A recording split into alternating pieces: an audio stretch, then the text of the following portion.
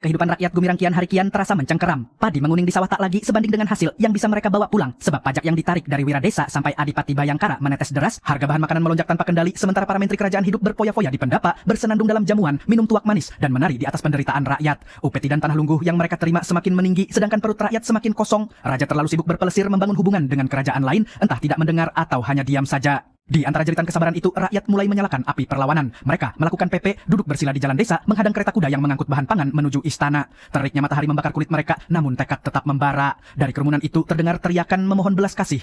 Namun malang tak dapat ditolak, seorang pemuda bernama Apan yang berada di barisan depan tak sempat menghindar. Roda kereta kuda melindas tubuhnya, darah mengalir membasahi tanah desa, jeritan menggema, dan wajah rakyat dipenuhi amarah bercampur tangis. Kabar kematian Apan itu bagai halilintar menyambar telinga Empu Wastu, tokoh sepuh yang disegani rakyat karena kebijaksanaan dan keberaniannya. Api amarah semakin membesar dalam dada Empu Wastu. Dengan tekad yang tak tergoyahkan, ia melakukan PP di alun-alun kerajaan Gumirang. Duduk bersila di bawah terik matahari, tubuh renta itu menjadi simbol keberanian. Rakyat mendengar berita itu dan mereka berduyun-duyun datang. Alun-alun yang biasanya menjadi arena persembahan kini dipenuhi suara rakyat yang bergemuruh. Teriakan mereka bersatu.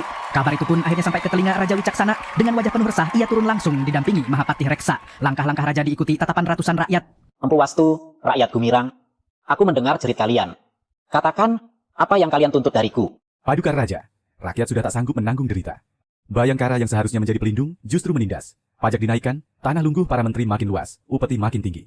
Sementara anak-anak kami menangis kelaparan. Apakah istana ingin berkilauan di atas tulang belulang rakyatnya? Aku bukan merusak tatanan Mahapati. Aku ingin menyelamatkannya. Karena tatanan yang sekarang sudah pincang, dan jika tidak diperbaiki, kerajaan Gumirang akan runtuh. Sorak rakyat bergemuruh meneriakkan nama Empu Wastu menyokong tuntutannya. Suasana kian panas, perdebatan berlangsung hingga suara rakyat yang bersatu mengalahkan suara istana. Akhirnya, Raja Wicaksana mengangkat tangan memberi isyarat tenang. Baiklah, aku dengar suara kalian. Mulai hari ini, pejabat Rangga Bayangkara akan dipecat. Dan para menteri, upeti mereka akan diturunkan demi kepentingan rakyat. Paduka Raja, aku menghargai keputusan itu, tetapi ketahuilah, ini baru langkah awal. Karena masih ada Tumenggung dan Adipati Bayangkara yang dibiarkan bercokol, dan tanah lungguh para menteri masih menjadi beban rakyat.